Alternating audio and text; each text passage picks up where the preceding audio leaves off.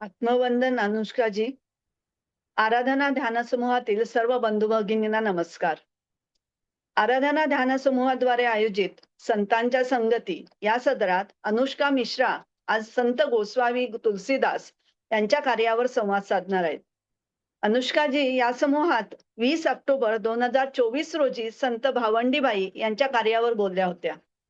गोड आकर्षक व्यक्तिमत्व असलेल्या व सरस्वतीचा वरदहस्त लाभलेल्या अनुष्का यांचे हिंदी, इंग्रजी, संस्कृत व मराठी या भाषांवर प्रभुत्व आहे. त्यांना एकूण 44 पदकांनी सन्मानित आहेत. यामध्ये 38 गोल्ड, 5 सिल्वर व 1 ब्रांझ पदकांचा समावेश आहे. संस्कृत विषयात IIT रुर्की मधून 5 लेवल कोर्सेस तसेच उपनिषद, सिद्धांत शिरोमणी यासारख्या प्राचीन ग्रंथांचा अभ्यास त्यांनी केला आहे. University of London, university of Florida यासारख्या आंतरराष्ट्रीय युनिव्हर्सिटीचे प्रमाणपत्र अभ्यासक्रम त्यांनी पूर्ण केले आहेत. क्रीडा क्षेत्रात पण त्या प्रवीण आहेत. क्रीडा क्षेत्रात म्हणजेच बॅडमिंटन, स्क्वॅश यामध्ये त्या सक्रिय आहेत. गायन, मधुर आवाज, संगीत व वक्तृत्वाची देणगी अनुष्काजींना आहे. योग, ध्यान आणि आध्यात्मिक व प्रेरणादायी विचारांचे अध्ययन पण चालू असते. थोडक्यात ज्ञान, कला, क्रीडा, संस्कृती, संवाद, नेतृत्व यांचा संगम म्हणजे अनुष्काजी मिश्रा. अनुष्काजी, आराधना ध्यान समूहात तुमचे मनापासून स्वागत. मी तुम्हाला विनंती करते की आपण आपला संवाद सुरू करावा. धन्यवाद.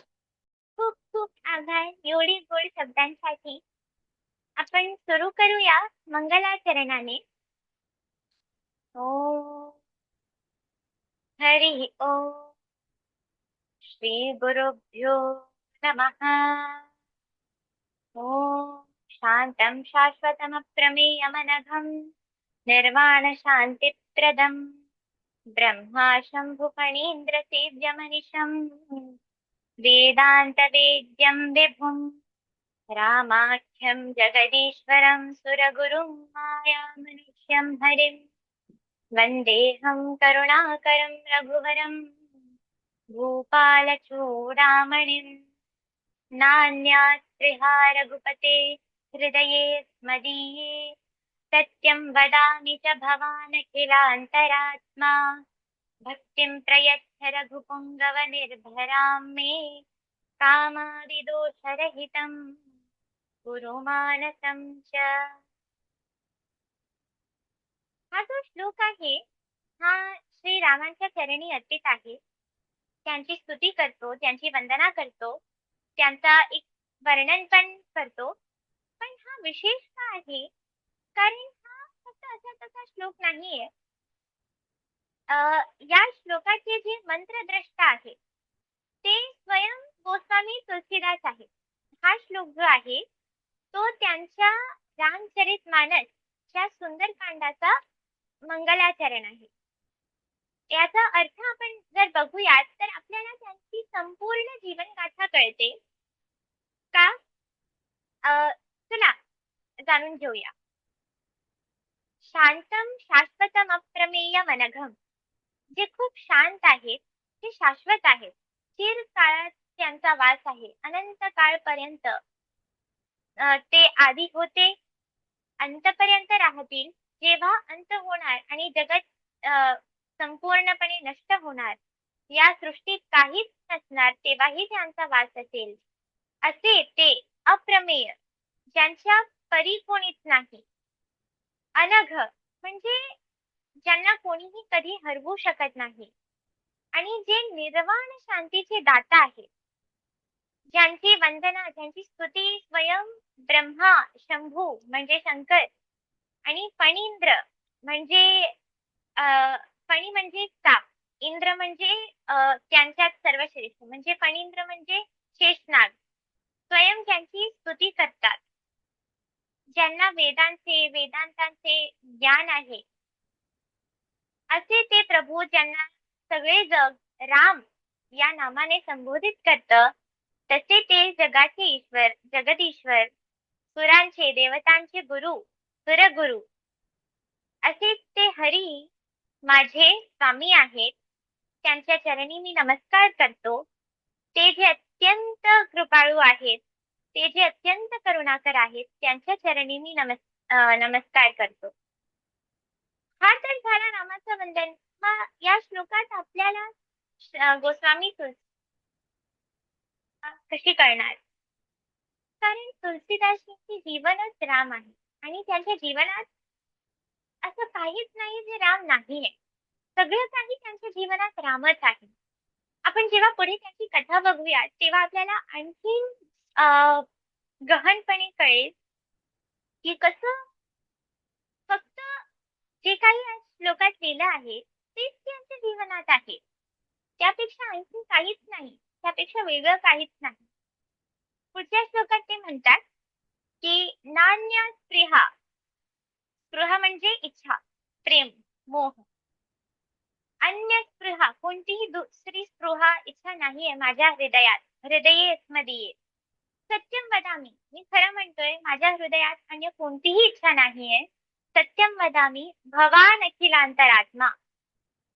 तुम्ही तर सगळ्या जगातील सगळ्या आत्मा आहात. सगळ्या जीवांच्या हृदयात वास आहे तुमचे. मग तुम्हाला माहिती की सत्य म्हणतोय, मी खरं म्हणतोय की माझ्या हृदयात अन्य कोणतीही इच्छा नाहीये. भक्तीम प्रयच्छ रघुपुंगव निर्भराम्ये. मला अशी भक्ती द्या की मी सदा तुमच्यावरच निर्भर राहू. मला कोणत्याही दुसऱ्यावर निर्भर व्हायचं नाहीये, अवलंबून व्हायचं नाहीये. फक्त तुम्हीच माझे अवलंबन व्हा. अशी भक्ती मला द्या. मला स्वतःवरही अवलंबित व्हायचं नाहीये. मला स्वावलंबीही व्हायचं नाहीये. फक्त तुम्हीच माझे अवलंबन व्हा. अशी भक्ती मला द्या. भक्तिं प्रयच्छ रघुपुंगव निर्भराम्ये कामादि दोषरहितं कुरु मानसं च. इथे ते म्हणतात की माझ्या मानसाला, माझ्या मनाला, माझ्या चित्ताला काम आणि जे अन्य दोष आहेत, षड्रिपू आहेत, मद, मात्सर्य, काम, लोभ, क्रोध असे जे षड्रिपू आहेत त्यांच्या पण इथेही एक विशेषता येते की त्यांनी असं नाही म्हटलं की क्रोध आदी, त्यांनी म्हटलंय काम आदी.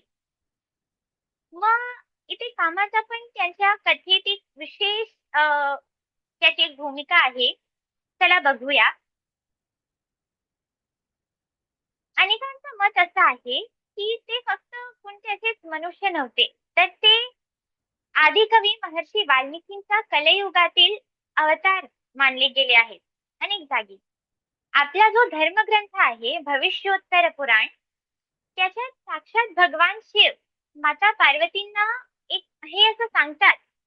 आपले अनेक ग्रंथ आहेत ज्याच्यात आपल्याला ज्ञान जेव्हा मिळतंय मग तो एक संवादाच्या माध्यमाने आहे आणि अनेक जागी तो संवाद शिव पार्वती संवाद आहे. हा पण एवढा विशेष आहे कारण पती पत्नी फक्त एक नाता नसून तो गुरु शिष्याचाही नाता असू शकतो त्यांच्यात. हे दर्शवणारा फक्त शिव पार्वती संवाद नसून तुलसीदासजी आणि त्यांच्या पत्नी रत्नावलींचाही एक उदाहरण आहे आपल्याकडे. मग भविष्योत्तर पुराणात साक्षात भगवान शिवांनी माता पार्वतींना हा अलौकिक वर प्रदान करताना या अवताराची घोषणा स्पष्ट शब्दात केली होती की वाल्मीकी तुलसीदासः कलौ देवी भविष्यति रामचंद्र कथामेतां भाषाबद्धां करिष्यति. जेव्हा ते रामाची कथा पार्वतींना सांगतात, देवींना सांगतात, तेव्हा ते म्हणतात की वाल्मिकी ही हा जो वाल्मिकी आहे तो कलौ म्हणजे कलियुगात देवी देवी तो कलियुगात तुलसीदासः भविष्यति तुलसीदास होणार आणि रामचंद्र कथामेतां ही जी रामचंद्रांची कथा आहे भाषाबद्धां करिष्यति. तिला याच अमर सत्याची पुष्टी करताना भक्तमाळ या प्रसिद्ध चरित्र ग्रंथात श्रीमद नाभादासजींनी हा अत्यंत अलौकिक श्लोक लिहिला आहे. कली कुटिल जीव निस्तार हेतु वाल्मीकी तुलसी भयो त्रेता काव्य निबंध करीब शतकोटी रसाला कली संवत 14 शत सहस्र असी छंद रसाला. अर्थात कलियुगातील कुटील आणि पापी जीवांच्या उद्धारासाठी साक्षात महर्षी वाल्मिकींनी तुलसीदासांच्या रूपात अवतार घेतला आहे.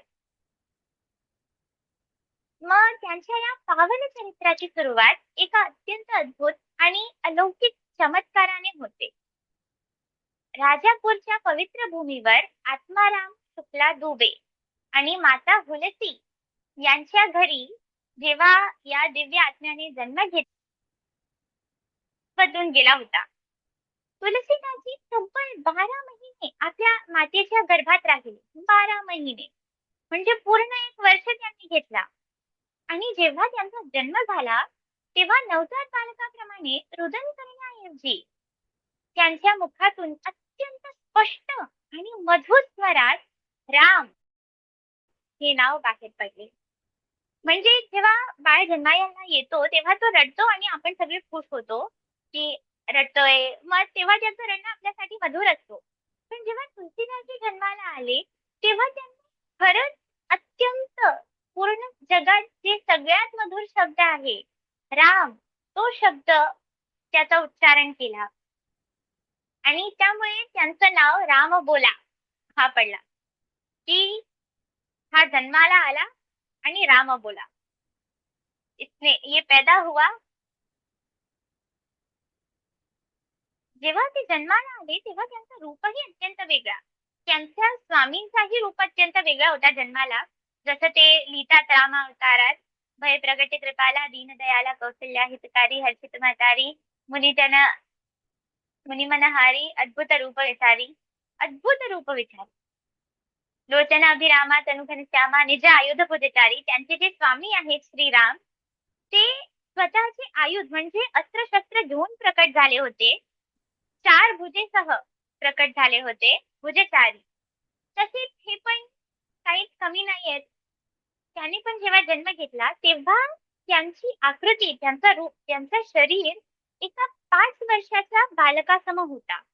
एवढा मोठा. आणि त्यांच्या मुखात 32 दात होते. आता हे लक्षात असावं, की 5 वर्षाच्या बालकाला 32 ते खूप नंतर येतात. त्यांना ऑलरेडी म्हणजे जन्मापासूनच त्यांना 32 दात होते. ते एखाद्या 5 वर्षाच्या बालकासारखे दिसत होते आणि अ, हा अत्यंत दिव्य जन्म, अत्यंत वेगळा जन्म अशा काळात झाला, की त्यांच्या जीवनाची दशाच बदलली.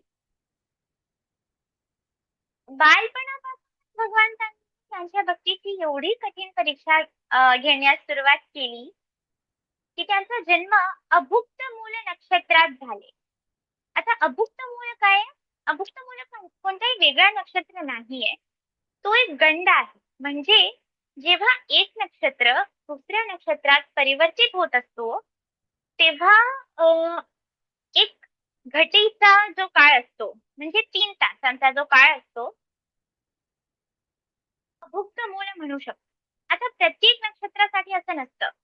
पण जेव्हा मूल नक्षत्र जो आहे, त्याचा अंत होत असतो आणि त्याच्या अंतिमचे जे 3 तास असतात, त्यांना आपण अभुक्त मूल म्हणतो. आता अ, जेव्हा कोणत्याही बालकाचा जन्म होतो अभुक्त मूल नक्षत्रात, तेव्हा काही उपाय करण्यात यावी असं मत आहे. असं प्रिस्क्रिप्शन आपण म्हणू शकतो आहे. वशिष्ठ मुनी त्यांनी पण लिहिलंय आणि शिशुहिता म्हणून एक ग्रंथ आहे आपले, त्यात पण असं लिहिलंय, की काही उपाय आहेत ते आपल्याला करावे लागतात. पण त्या काळी, त्या समयी आणि त्या जागी त्या उपायांबद्दल कोणालाही माहिती नव्हतं. म्हणून काय करण्यात आलं, की त्या बालकाचा परित्याग.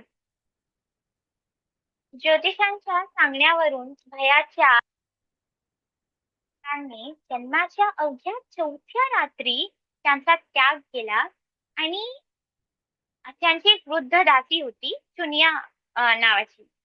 त्यांना सोपले. दुर्दैवाने रामबोला अवघ्या 5 वर्षांचे असताना सुनियाचाही मृत्यू झाला. सुनिया त्यांना आपल्या गावात घेऊन गेली, आपल्या गावाला हरिपूर. तिथे त्यांचे पालन-पोषण केले.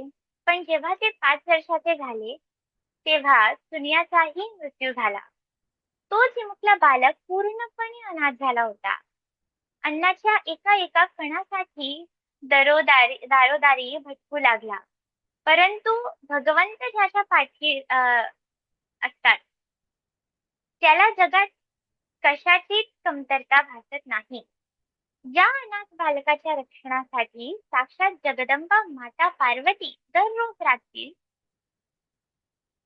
धारण करून येत असे आणि आपल्या ममतेच्या हातांनी रामबोलांना अन्न भरवून जात असे.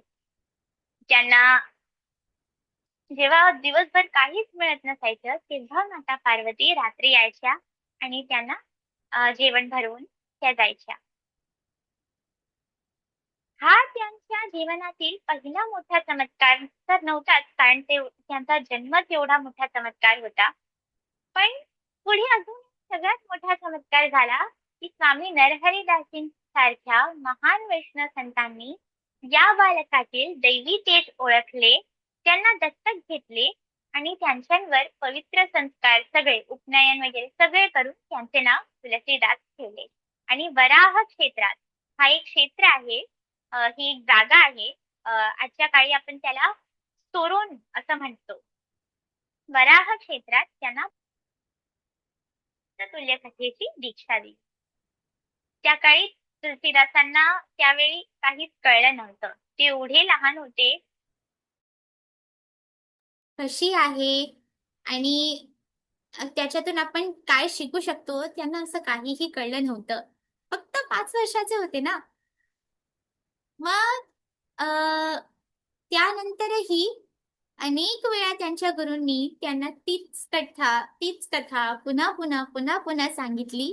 तेव्हा त्यांना एवढे गहनपणे की त्यांच्या मुखातून प्रत्येक शब्द जो बाहेर यायचा त्याला असं मानतो आपण की तो रामकथेचाच एक अंश आहे. तरुणपणी तुलसीदासींचा विवाह दीनबंधू पाठक यांच्या अत्यंत विदुषी आणि गुणवती कन्या रत्नावलीशी झाला. आता इथे आपल्याला तो चमत्कार बघायला मिळतो, ती विशेषता बघायला मिळते की कसं पती पत्नीचा जो संबंध आहे तो गुरु शिष्याचा होतो. गुरु असूनही पत्नी ही आपली गुरु असते. ही जी शिकवण आहे तुलसीदासजींनी आपल्याला ही पण शिकवण दिली आहे. सुरुवातीच्या काळात तुलसीदासजी आपल्या पत्नीच्या मोहात अत्यंत आसक्त झाले होते. मग एकदा काय झालं, तुलसीदासजी बाहेर गेले होते आणि रत्नावली आपल्या भावासोबत माहेरी निघून गेली. पत्नीच्या विरहाने व्याकुळ झालेल्या तुलसीदासजींचे भान हरपले. त्या अंधाऱ्या रात्री मुसळधार पावसात आणि तुफान वाऱ्यात ते माहेरी आपल्या पत्नीच्या माहेरी जाण्यासाठी निघाले. वाटेत तुफान वेगाने वाहणारी उफाळलेली यमुना नदी ओलांडण्यासाठी त्यांनी कशाचाही विचार न करता पाण्यात तरंगणाऱ्या एका फुगलेल्या प्रेताचा तराफा घेतला आणि नदी पार केली. जेव्हा ते त्यांच्या पत्नीच्या घरी पोहोचले तेव्हा बंद दरवाजा पाहून भिंतीवरून लटकणाऱ्या एका अत्यंत विषारी महाभयंकर नागाला दोरी समजून पकडलं आणि ते थेट रत्नावलीच्या खोलीत खिडकीतून आत शिरले. आपल्या पतीची ही आंधळी आणि भयानक आसक्ती किंवा मोह किंवा प्रेम किंवा प्रीती पाहून रत्नावलीचे हृदय अत्यंत दुःखी झाले. तिने अत्यंत आदरपूर्वक परंतु अत्यंत मर्माहत स्वरात तो जो ऐतिहासिक दोहा गायला आहे ज्याने तुलसीदासजींचे संपूर्ण जीवनच बदलले, तो दोहा आज पण आपल्याकडे आहे. त्या म्हणतात, लाज ना आवत दासजी प्रेम देखिए समोर, लाजी ना आवत आपको दौरी आयहु सासू, अस्थि चर्ममय देह मम तामे जैसी प्रीति, तैसी जो श्री राम मह होत न तो भवभीती. म्हणजे माझ्यात एवढा प्रेम आहे, माझ्याशी एवढा मोह केला आहे, एवढी प्रीती आहे आणि हा माझा देह फक्त अस्थि म्हणजे बोन्स, हाड, चर्म, हा जो देह आहे अस्थि आणि चर्माने बनलेला, त्यात तुम्हाला एवढी प्रीती आहे. जर याची अर्धी पण श्रीरामांची केली असती तर आज तुमचा भवसागर जो आहे, हा जो संसार आहे, मायामय संसार आहे, हा पार झाला होता. तर त्यांच्या पत्नीच्या या शब्दांनी तुलसीदासजींच्या अंतरात्म्यात एका क्षणात असा अलौकिक चमत्कार झाला की त्यांच्या मनातील मोहाचा अंधकार पार नष्ट झाला. त्याच क्षणी त्यांनी सर्व संसाराचा त्याग केला आणि ते विरक्त परम वैरागी बनले. आता ही जी घटना आहे ती तर अत्यंत प्रसिद्ध आहे की रत्नावलींनी त्यांना असं म्हटलं तेव्हा त्यांनी सगळं काही सगळ्याचा त्याग करून टाकला आणि विरक्त झाले.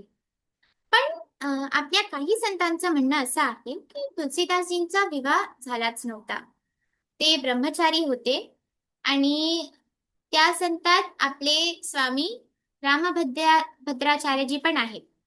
त्यांच्यासारखे आधुनिक संत असं म्हणतात की विनय पत्रिका जो तुलसीदासजींनी लिहिलेला एक लेख आहे आणि हनुमान बाहुक मधील त्यांच्या स्वतःच्या वचनांच्या आधारे ते जन्मापासून अखंड बालब्रह्मचारी होते असे प्रतिपादन करण्यात येते. पण तरीही या प्रसंगातून प्रगट होणारे तत्व एकच आहे की तुलसीदासजींचे मन केवळ आणि केवळ श्रीरामांच्या चरणीच समर्पित होण्यासाठी बनले होते. मग संसाराचा त्याग केल्यानंतर तुलसीदासजींच्या आयुष्यात साक्षात ईश्वरी अनुभूती आणि चमत्कारांची एक अखंड मालिकाच सुरू झाली समजा. श्रीरामांच्या प्रत्यक्ष दर्शनासाठी तल्लफणाऱ्या तुलसीदासजींचा रोज नियम होता की स्नानानंतर तांब्याभरातील उरलेले पवित्र जल ते एका वृक्षाच्या मुळाशी अर्पण करत असत. म्हणजे स्नान करायला गेले आणि माझ्या तांब्यात काही जल काही पाणी उरलेलं आहे ते परत येताना एका वृक्षाच्या मुळाला अर्पित करायचं. त्या वृक्षावर एका तहानलेल्या प्रेताचा वास होता. आता त्या प्रेताला हा श्राप मिळाला होता की तुझी तहान कधीही संपणार नाहीये, तू सदैवच तहानलेला असणार. मग तो त्या वृक्षाच्या मुळात राहायचा आणि जेव्हा तुलसीदासजी रोज जलाहुतीने या प्रेताची तहान भागवायची. एका दिवशी प्रसन्न होऊन त्या प्रेताने मानवी आवाजात तुलसीदासजींना विचारले, तुम्ही माझी तहान भागवली आहे, बोला तुम्हाला काय हवे आहे. तुलसीदासजींच्या मनात फक्त एकच ध्येय, फक्त एकच लक्ष्य आणि ना स्पृहा, फक्त एकच स्पृहा, फक्त एकच इच्छा. त्यांनी म्हटलं मला फक्त माझ्या प्रभू श्रीरामांचे दर्शन हवे आहे. प्रेताने सांगितलं माझ्यात प्रभूंचे दर्शन घडवण्याचे सामर्थ्य नाहीये. मी एवढा छोटासा माझा वास माझा अस्तित्व एवढा छोटासा आहे की मी त्यांचे दर्शन घडवू शकत नाही. माझ्यात एवढे सामर्थ्य नाहीये, माझ्यात एवढी ताकद नाहीये, माझ्यात एवढी शक्ती नाहीच आहे. पण मी तुमच्यासाठी एक काम करू शकतो, मी तुम्हाला हनुमंतरायांपर्यंत पोहोचवू शकतो. रोज जिथे तुम्ही रामकथा करता तिथे सर्वात आधी येणारा आणि सर्वांच्या शेवटी जाणारा एका कोपऱ्यात गुप्तपणे बसलेला वृद्ध मनुष्य आहे, कुष्ठरोगी. त्याच्याकडे अत्यंत अवधानाने बघा, ते स्वयं हनुमंत आहे. तुलसीदासजींना अत्यंत नवल, अत्यंत आश्चर्य वाटलं. ते लवकरच लवकर म्हणजे असे जेव्हा आपण आपल्याला कोणतं अर्जंट काम असतो आणि आपण पळून जातो की या घटनेची मी एवढ्या काळाने प्रतीक्षा केलीये, तसेच तुलसीदासजी पण त्वरित त्याच वेळी परत आले, सगळं काही केलं आणि जेव्हा रामकथा सुरू झाली तेव्हा अत्यंत अवधानाने त्यांनी आपल्या श्रोतृवृंदाला बघितले. होते एक वृद्ध कुष्ठरोगी कोपऱ्यात गुप्तपणे असे बसलेले, जे सगळ्यात आधी आले आणि सगळ्यात शेवटी गेले. जेव्हा ते जात होते ते वृद्ध, तेव्हा तुलसीदासजी त्यांच्या मागे लागले आणि त्यांचे चरण धरून अत्यंत घट्ट पकडून ठेवले. हनुमंतरायांनी स्वतःचे दिव्य रूप प्रकट केले आणि तुलसीदासजींच्या असीम भक्तीने प्रसन्न होऊन त्यांना चित्रकूटाला जाण्याची आज्ञा दिली. बाळा, तू चित्रकूटाला जा. चित्रकूटच्या पावन रामघाटावर तो अमर आणि अद्भुत चमत्कार घडला. तुलसीदासजी एका शिळेवर बसून अत्यंत भक्तिभावाने साधूंसाठी चंदनाचे लेपन तयार करत होते. आता आज तर आपण चंदन विकत घेतो, पण काय असतं की जो आपला पाटा असतो ना, त्यावर थोडंसं पाणी टाकून जर आपण चंदनची जी लाकडी असते, ती छोटीशी अशी असते, आणि आपण जर फक्त असं त्याला पाण्याशी मिश्रित केलं, मग चंदनाचा लेप तयार होतो. फक्त तेवढंच, आणि तो अत्यंत सुगंधित असतो. आणि हाच कार्य तेव्हा त्यावेळी तुलसीदासजी करत होते, की तिथे अत्यंत तेजस्वी, सुंदर आणि मनमोहक असे 2 राजकुमार, जे आपल्याला माहिती आहे साक्षात कोण होते, ते घोड्यावर सवार होऊन तिथे आले. त्यांनी अत्यंत गोड स्वरात, गोड आवाजात तुलसीदासजींकडे चंदनाचा टिळा मागितला. प्रभूंचे असीम सौंदर्य पाहून तुलसीदासजी भान हरपून बसले. ते स्तब्ध झाले. आपल्या भक्ताचा हा अ, हाल झालाय, ही अवस्था झालीये, ही स्थिती झालीये, हे बघून जवळच झाडावर पोपट्याच्या रूपात विराजमान असलेल्या हनुमंतरायांनी अत्यंत मधुर स्वरात हा अमर दोहा गायलाय. चित्रकूट के घाट पर भई संतन की भीड़, तुलसीदास चंदन घिसे तिलक लेत रघुबीर. तिथे एका पोपटाच्या रूपात बसले होते झाडाच्या एका शाखेवर हनुमंतराय, आणि हा जो आपल्या समोर सीन आहे, ही जी घटना घडती आपल्या समोर, ती बघून त्यांनी हा अमर दोहा गायलाय. हे शब्द ऐकताच तुलसीदासजी भानावर आले आणि त्यांनी वर पाहिले आणि साक्षात भगवंताच्या दिव्य रूपाचे दर्शन त्यांना झाले. जेव्हा त्यांना भगवंतांचे दिव्य रूप दिसले, चतुर्भुज रूप दिसले, तेव्हा त्यांच्याकडे मी काय करू, काय नाही करू, किंग कर्तव्य विमूढ दशा आपण याला म्हणतो, की काय करायचं काय नाही करायचं मला काहीच कळत नाहीये. माझ्या समोर, माझ्या जवळ जे काही घडतंय मला तेही कळत नाहीये. ही दशा झाल्यामुळे त्यांनी फक्त भगवंतांच्या चरणी आपले मस्तक ठेवले. तर प्रभू राम तर राजकुमार होते आणि आले होते चंदनासाठी.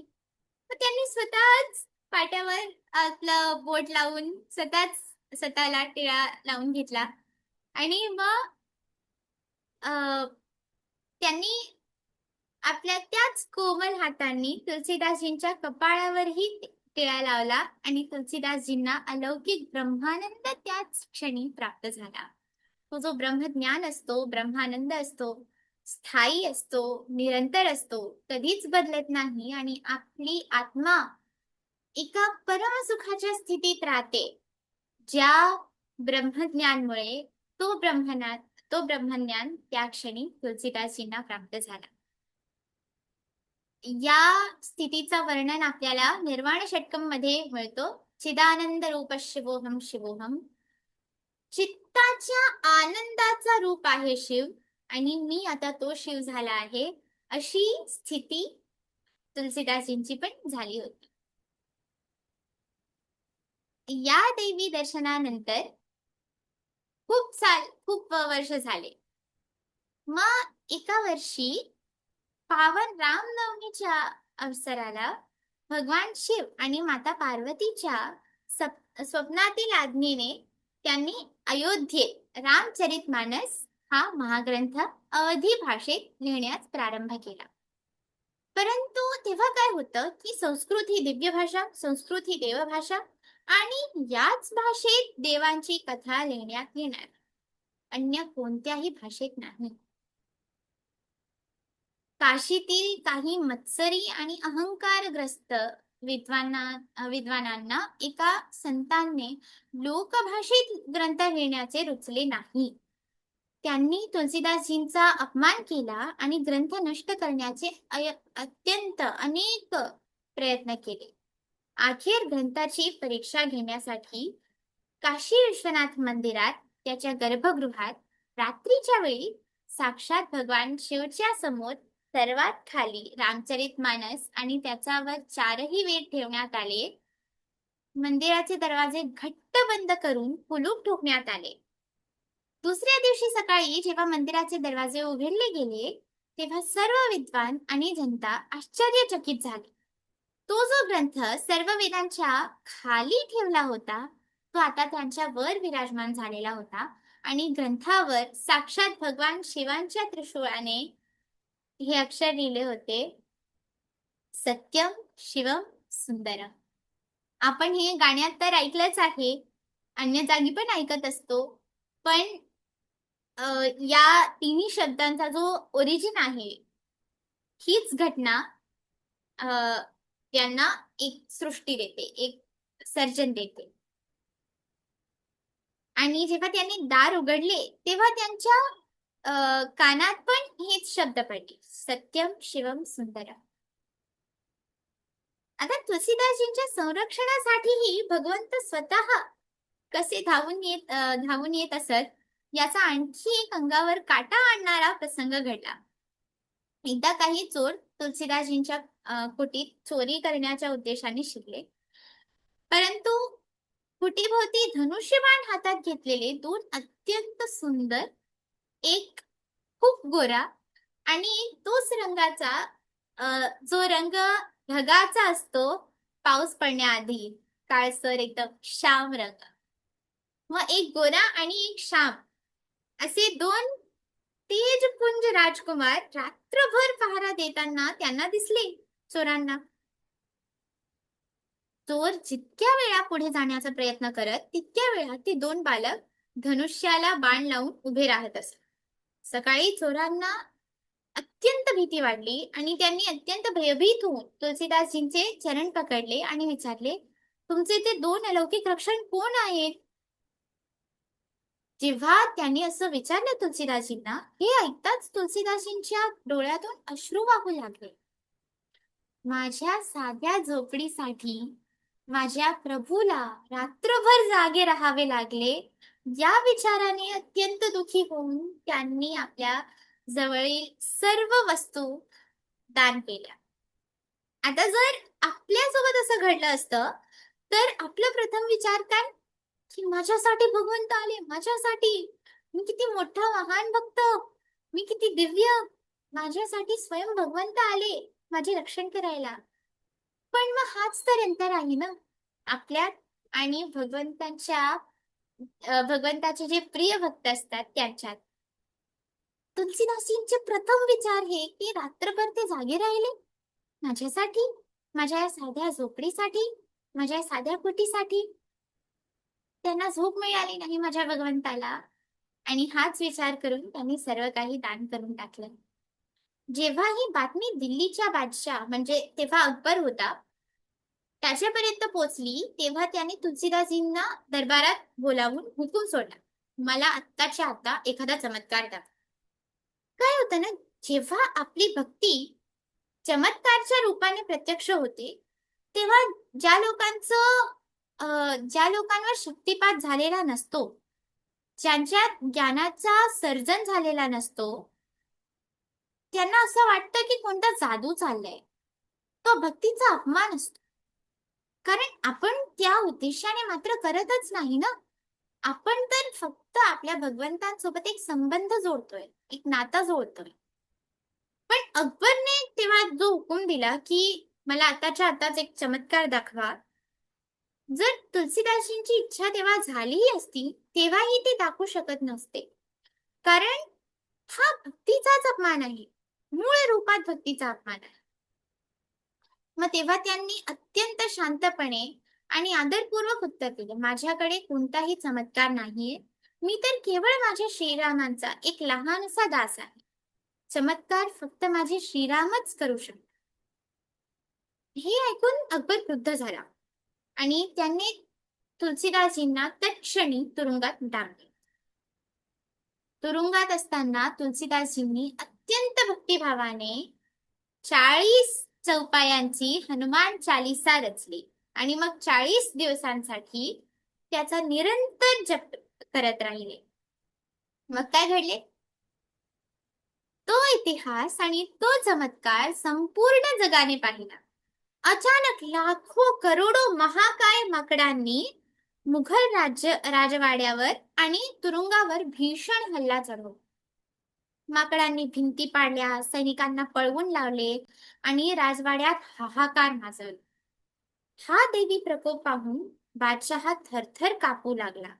त्याने तत्क्षणी धावत जाऊन तुलसीदासींच्या चरणी घेतली, त्यांची क्षमा मागितली आणि त्यांना सन्मानाने मुक्त केले.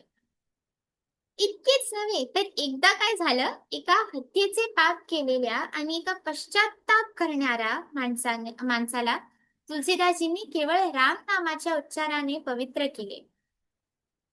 विद्वानांनी जेव्हा हे ऐकलं तेव्हा त्यांना अत्यंत क्रोध आला, अत्यंत राग आला आणि त्यांनी त्याचा विरोध केला. तेव्हा तुलसीदासजींच्या प्रार्थनेवरून साक्षात काशी विश्वनाथ मंदिरातील नंदीने, ती मूर्ती आहे बघा, नंदीची मूर्ती आहे, त्या नंदीने त्या पुरुषाच्या हाताने अर्पण केलेले अन्न स्वीकारून राम नामाच्या अलौकिक सामर्थ्यावर शिक्के मार्तब केले.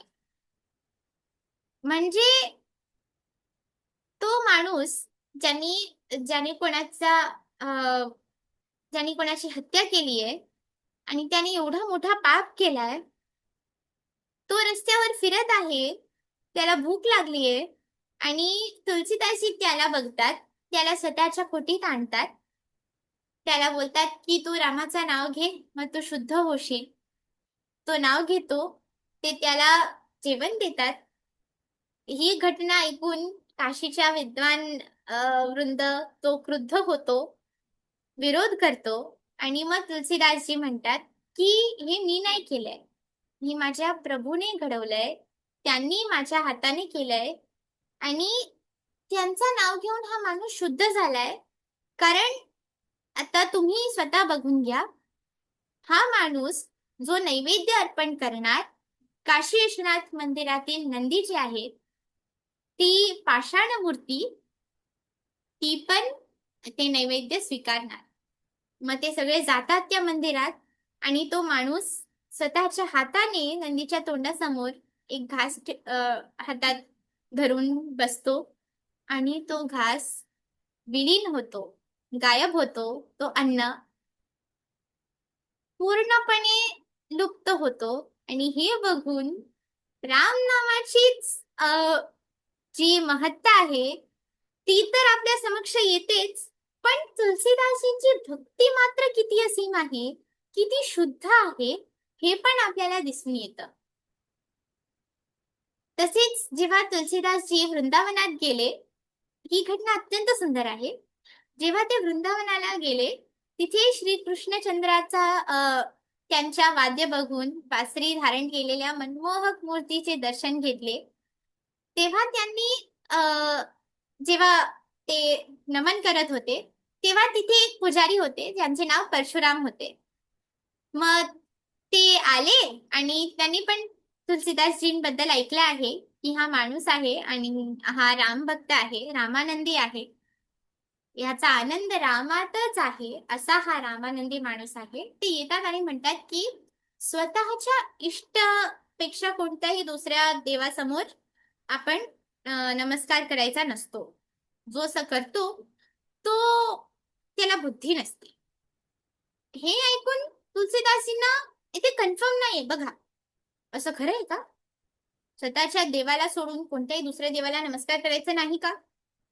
मग तेव्हा तुलसीदासजींचा भ्रम जो आहे इथे, त्यांची जी भ्रांती आहे ती पण एवढी पवित्र, एवढी असीम भक्तीने उत्पन्न झालेली आहे, या भ्रांतीची पण व्यंजना त्या भक्तीतून झाली आहे की तेव्हा ते म्हणतात, मुरली मुकुट दुलार लसी, कछी कछनी ठाठ, तुलसी मस्तक तब नवे, धरो धनुष्यशर हात.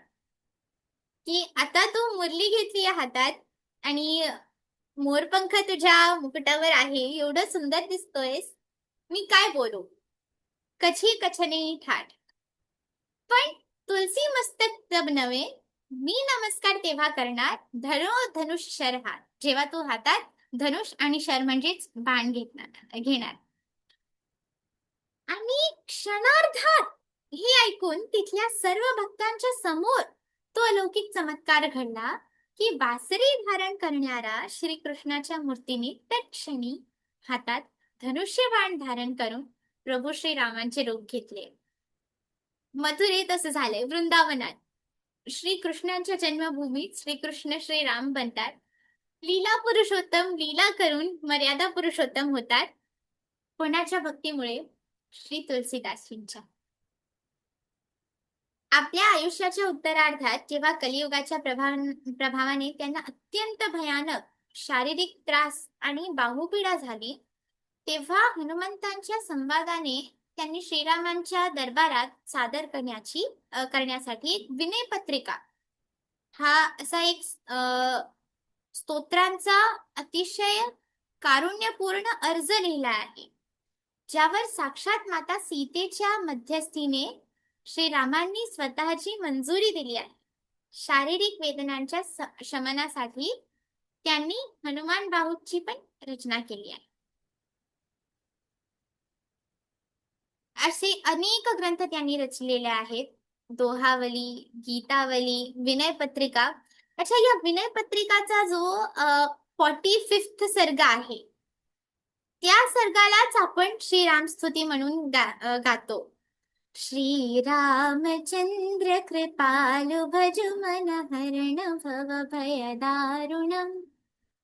हा जो स्तोत्र आहे, ही जी स्तुती आहे, ही स्तुती त्या विनय पत्रिकेचाच एक भाग आहे. मग अखेर अस्सी घाटावर अत्यंत पवित्र वातावरणात मुखाने राम राम या पावन नामाचा जप करत गोस्वामी तुलसीदासजींनी आपल्या देहाचा त्याग केला आणि ते भगवंतांच्या नित्यधामात लीन झाले. यांचे जीवन एवढे चमत्कारपूर्ण आहे, एवढे चमत्कारपूर्ण की आपल्याला थोडस असं वाटतं की भक्ती ही असते, ही भक्ती असते. माझ्या मनात जे काही आहे ते तर आहे, थोडंफार जे काही आहे ते आहे, काय आहे मला माहित नाही, पण भक्ती ही असते. अशी भक्ती जो भगवंताला असं मजबूर करून टाकते की माझ्यासाठी तू अवतार घे धरतीवर. भगवंत जेव्हा येतात तेव्हा त्यांचा विचार करून हा दुःख होतो की भगवंत माझ्यासाठी रात्रभर जागे राहिले. ही भक्ती अत्यंत मधुर, अत्यंत रमणीय अशी भक्ती. पण ही कथा आपण ऐकली, त्याने आपल्याला काय मिळालं? याचं उत्तर भगवद्गीतेत मिळतं आपल्याला. भगवद्गीतेचा जो 12वा अध्याय आहे, भक्तियोग, त्याच्यात श्रीकृष्ण म्हणतात की जे 4 योग मी सांगितले आहे, कोणते 4? कर्मयोग, ज्ञानयोग, ध्यान योग, ज्याला आपण राजयोग पण म्हणतो किंवा आत्मसन्यास योग पण म्हणतो, आणि भक्तियोग. त्याच्यात सर्वात श्रेष्ठ आहे भक्तियोग. कारण भक्त जो कर्मी असतो ना, तो फक्त कर्म करत राहतो. त्याला काही भान नाहीये की माझा हा कर्म कुठे जातोय, कर्मफळ काय मिळतोय मला. कर्माची पण व्याख्या केली आहे त्याने.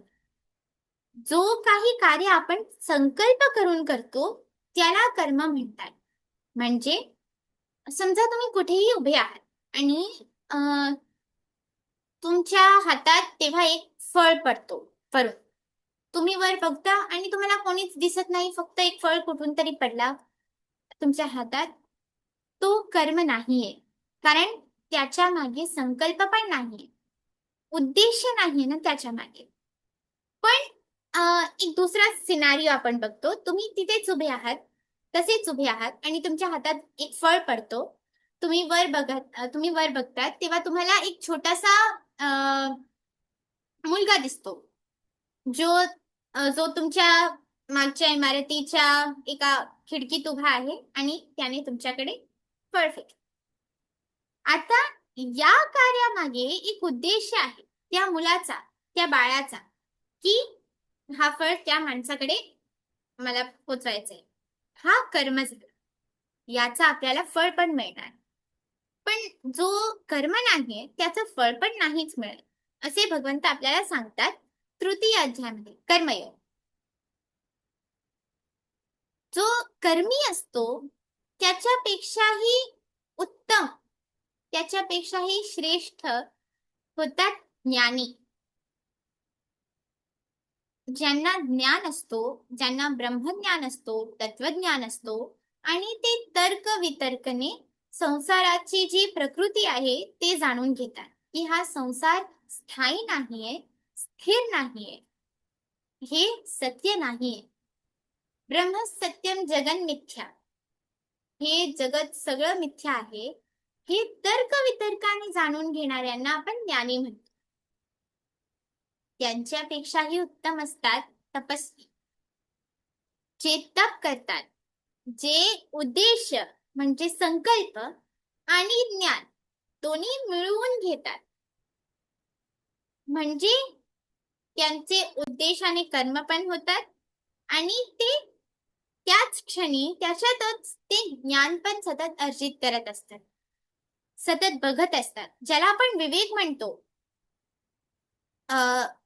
एक अत्यंत लोकप्रिय श्लोक आहे की हंस श्वेत बकश्वेत को भेदो बक हंसयोः नीर क्षीर विवेके तु हंसो हंसो बको बकः. की जेव्हा दूध आणि पाण्याची जी परीक्षा असते की कोणतं दूध आहे, म्हणजे दुधात जेव्हा आपण पाणी मिक्स करून घेतो, मग पाण्याला आणि दुधाला वेगळे करण्याची जी परीक्षा आहे त्याच्यात हंसच पार पाडतो. कारण त्या हंसाकडे जे म्हटलंय काय आहे, विवेक. नीर क्षीर विवेके तू, तो जो विवेक असतो तो आपल्याला सांगतो की काय सत्य आहे, काय असत्य आहे, काय ऋत आहे, काय अनृत आहे. ऋत हा शब्द म्हणजे पण सत्य, पण त्याचा अर्थ असतो ब्रह्मसत्य. आपल्याला गणपती अथर्व शीर्षात या शब्दाचा उल्लेख मिळतो. ऋतम वच्मी, सत्यम वच्मी. तो म्हणजे तर काय सत्य आहे, काय असत्य आहे, काय ऋत आहे, काय मृत आहे, काय मिथ्या आहे, काय मिथ्या नाहीये, काय उचित आहे, काय अनुचित आहे, हे सांगणारा जो आपल्या मनाचा जो भाग असतो, आपल्या चित्ताचा जो भाग असतो, त्याला आपण विवेक म्हणतो. आणि एका तपस्वीकडे विवेक पण असतो आणि संकल्प करून तो कर्म पण करतो, कर्मफळाच्या चक्रात बद्ध पण होतो आणि तसंच तो विवेक पण अर्जित करतो.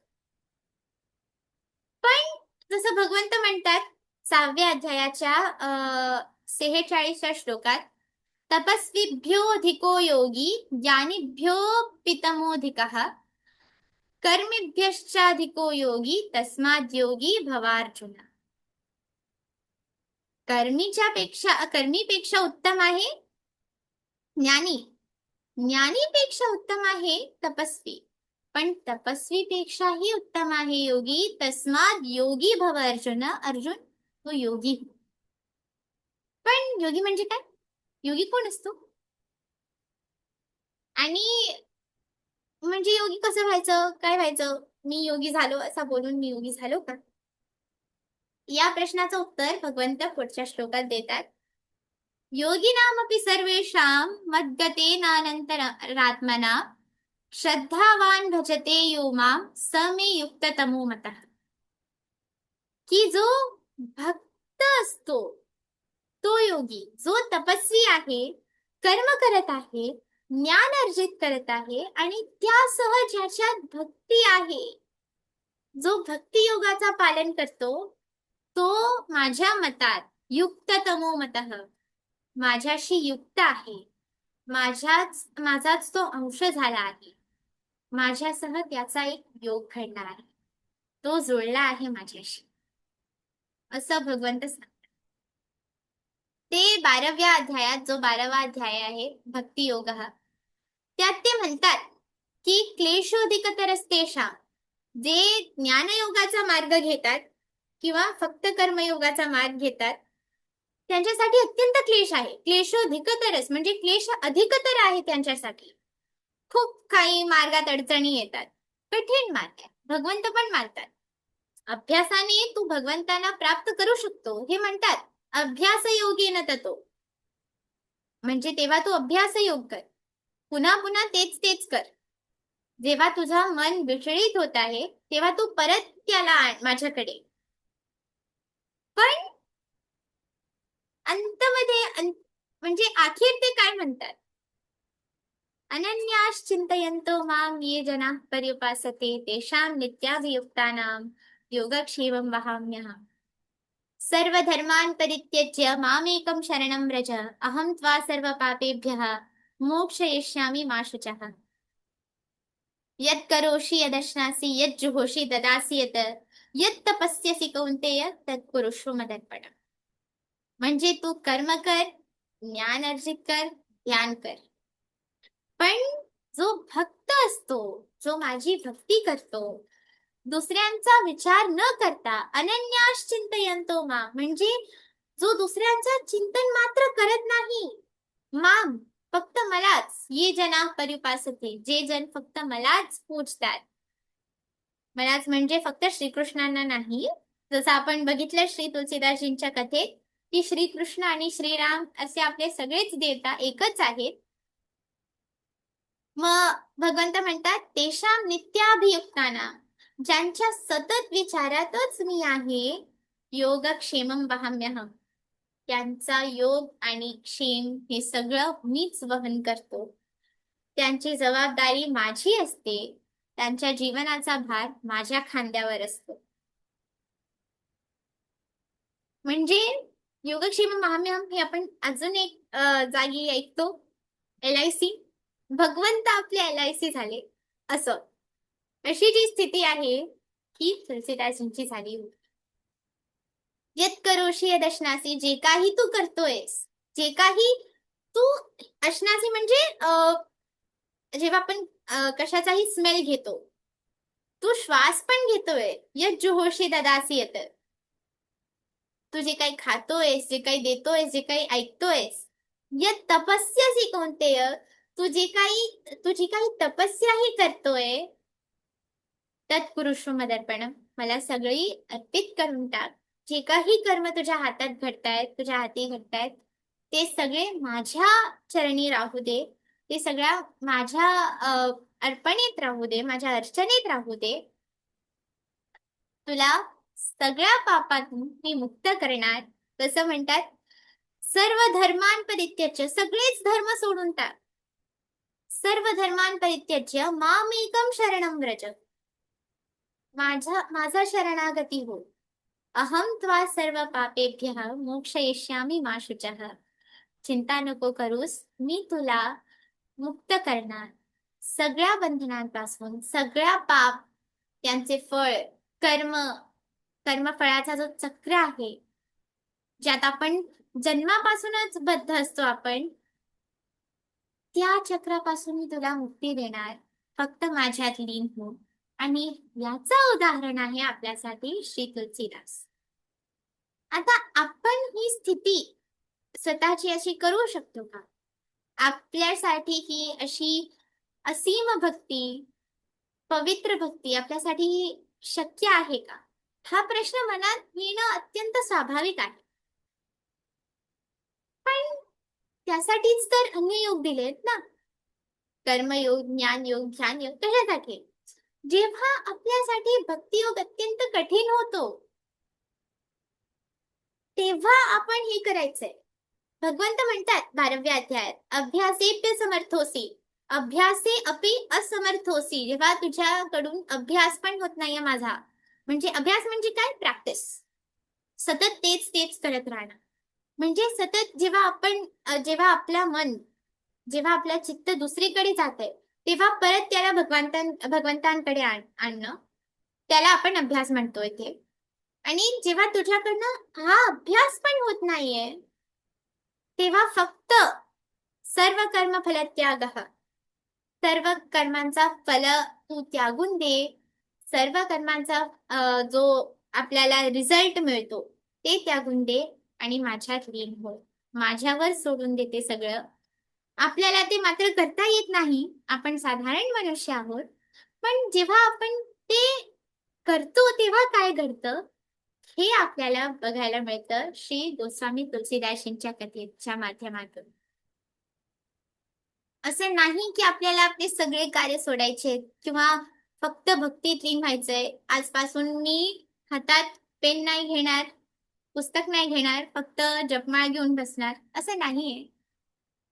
कर्मयोग आहे, ध्यान योग आहे, ज्ञान योग आहे, पण यांपेक्षा सगळ्यात उच्च जो योग आहे, भक्ती योग, तो फक्त हे नाहीये की मी सतत भगवंतांचं स्मरण करत राहायचं आहे मला, पण भगवंतांसाठी जो आतून एक प्रेम यायला पाहिजे, जे तुलसीदासांच्या मनात आलं होतं की भगवंत माझ्यासाठी रात्रभर जागे राहिले, तो प्रेम आपल्यात यायला पाहिजे.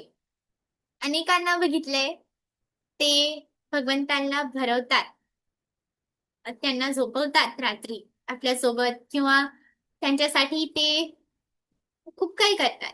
तो त्यांचा प्रेम आहे. आपल्याला आपल्या मनात जो प्रेम आहे, सगळ्यांचा वेगवेगळा असतो, सगळ्यांसाठी वेगवेगळं असतं. सूरदासजींची कथा वेगळी आहे, तुलसीदासजींची कथा वेगळी आहे, मीराबाईंची कथा वेगळी आहे, सगळ्यांची कथा वेगळी आहे. पण तेच तर आपल्याला शिकायचं आहे की सगळेच वेगळे आहेत, सगळ्यांचा मार्ग वेगळा, आणि आपला जो मार्ग आहे त्या मार्गावर आपल्याला अग्रसर व्हायचंय भक्तीने. ही जी भक्ती आहे कशी व्हायला पाहिजे, कशी असावी पाहिजे, हे आपल्याला बघायला मिळतं तुलसीदासजींच्या जीवनचरित्रात.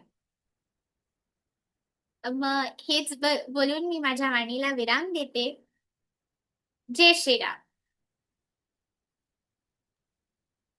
अनुष्का, बोलायला शब्द नाहीत.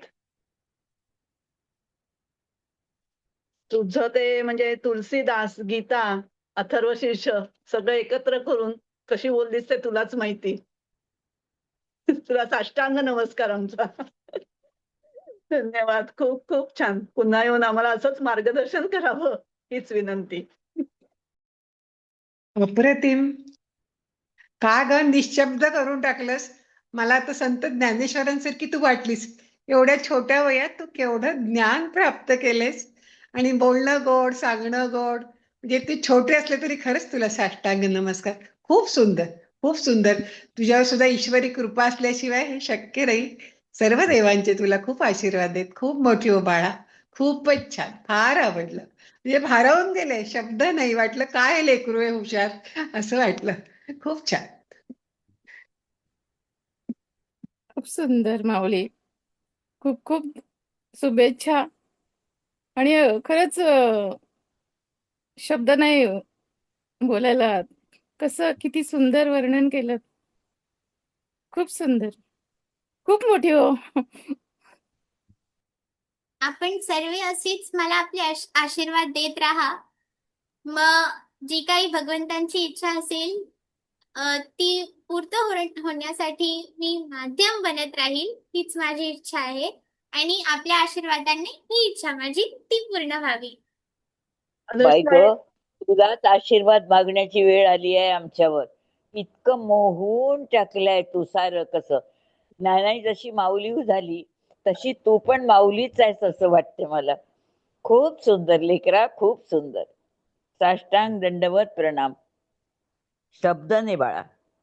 खरोखर अनुक्षा, साष्टांग दंडवत. इतक्या छोट्या वयात इतकं मधुर तू सांगितलं ना, सगळं ऐकतच राहावं लागतं. पापणी सुद्धा हलवत नव्हती तुझ्यावरून. इतकं सुंदर तू बोलत होती. खूप मनाला भावलं. शुभाशीर्वाद आमच्या सगळ्यांचे. अनुष्का, तू मागच्या वेळेस आलीस तेव्हा 12th ला होती माझ्या मते. तू आता काय करतेस ह्याचा मला इंटरेस्ट आहे. आता नीटची तयारी करत आहे, नीट साठी प्रिपरेशन करते. Okay, all the best. Thank you, धन्यवाद. आमचे सगळ्यांचे आशीर्वाद आहेत आपल्या पाठीशी. खूप छान. पुढे खूप छान. असंच कार्य करत राहा. आणि इतकं सुंदर वाणीने आम्हाला अगदी मंत्रमुग्ध केलं बेटा. काय बोलावं. माऊली माऊली ज्ञानेश्वरांचीच आठवण झाली. बरोबर ताई म्हणाले. खरंच यू आर ब्लेस्ड. आणि माझे मला तेच म्हणतात. आम्हाला सुद्धा आपल्याकडून असं ऐकायला मिळतं, तर आम्ही पण ब्लेस्ड आहोत.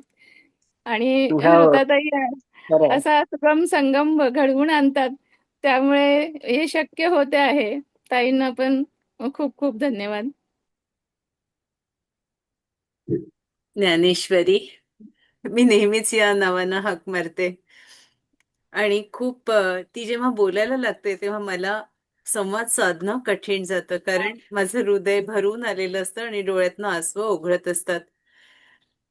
वडिलांनी नाव तर अनुष्का ठेवलंय, पण मी कधीच तिला अनुष्का म्हणत नाही, ज्ञानेश्वरी असंच म्हणते. खूप सुंदर, अप्रतिम सुंदर, त्याच्याही पलीकडे, शब्दांच्या पलीकडे असा संवाद. खरं तर आम्हाला असं सारखं वाटतं की या ज्ञानेश्वरीनं या समूहात वारंवार यावं. जर तिला वेळ असेल आणि अ, जमत असेल तर आम्ही तर तिला नेहमी सांगू की तुला जेव्हा जेव्हा शक्य असेल तेव्हा तेव्हा तू फक्त ये जा, सांग की मासी मैं तैयार हूं, मैं आ जाऊंगी. बस आम्ही तुझी वाट बघू.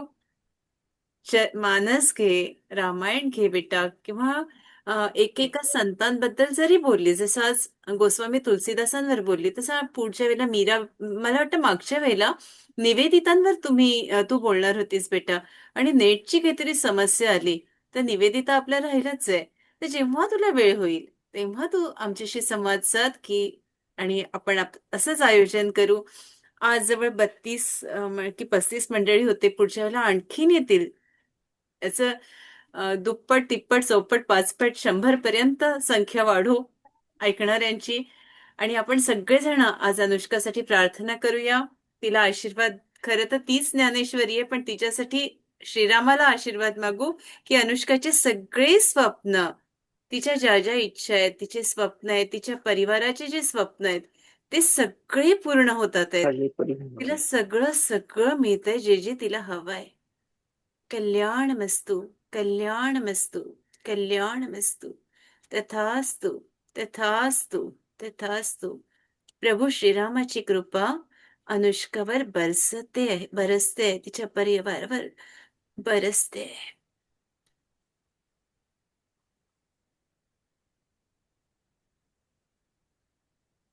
God bless you dear.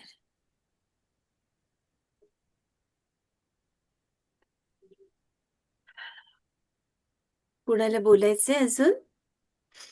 Anushka, तुला मला एक विचारायचं आहे. तू नीटचा अभ्यास करणं याची तयारी कधी केलीस? अशीच होत राहते. मासी बापरे. आहेत आणि मग आई बाबा पण मला सांगत राहतात हे सगळं. तेच शिकवतात. मासी पण शिकवतात.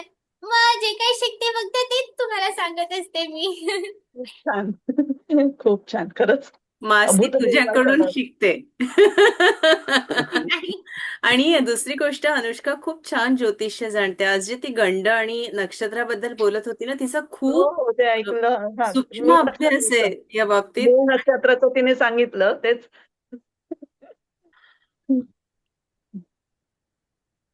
सगळेजण भावुक झालेत बेटा, त्याच्यामुळे बहुधा बोलणं कठीण होतंय. पण जर काही मजकूर आलेत काही आपल्याबद्दल, तर आम्ही फॉरवर्ड करू.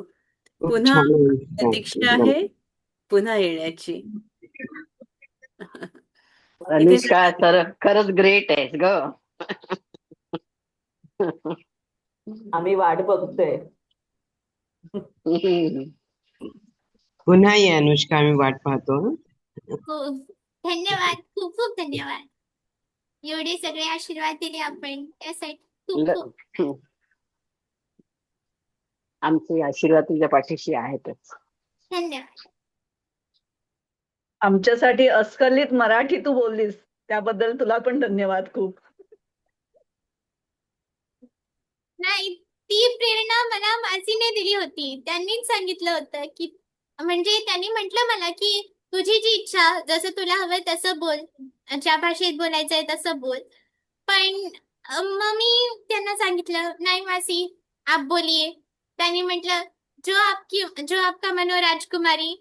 आणि मग त्यानंतर त्यांनीच मला सांगितलं की जर मराठीत बोललं मग अजून खूप मधुर असं आपल्याला वाटणार. मग त्यामुळेच त्यामुळे आम्हाला सगळं चांगलं समजलं. हिंदीत आमच्या डोक्यावरून गेलं असतं. मासीनेच सांगितलं होतं ते. मनापासून थँक्यू. तुझ्या तोंडून मासी ऐकायला खूप सुंदर वाटतं. आणि तू जी रामस्तुती म्हटलीस ना, ते खूप छान. एकच वाक्य तू म्हटलंस, पण ते खूपच गोड होतं खूप. एवढं सगळं मला एवढी सगळी मधुरता मला लाभतच ते मिळत राहते आणि मी तर सगळी एकत्र करून तुम्हाला सांगते. नाहीतर मासी माझ्यासोबत आणि माझ्या ज्या 2 लहान बहिणी आहेत त्यांच्यासोबत जसं बोलतात ना ते ऐकून कोणालाही म्हणजे एवढं मधुर वाटणार ना. आम्हाला सतत ते तसंच करत असतात, एवढं लाड करतात, एवढं प्रेम करतात आणि मग तीच आम्ही घेऊन इथे तुमच्या समोर सादर करतो. किती गोड. खरं तर आता गाणं गावसं वाटतं, अभी ना जाओ छोड़ कर के दिल अभी भरा नहीं, अभी अभी जाइयो. मला वाटतं डॉक्टर साहेब गाडी चालवत चालवत ऐकत होते अनुष्का. घरी पोचले की नाही माहिती नाही. असो, आपण इथेच थांबूया, पुन्हा तिची वाट बघूया. जय श्रीराम.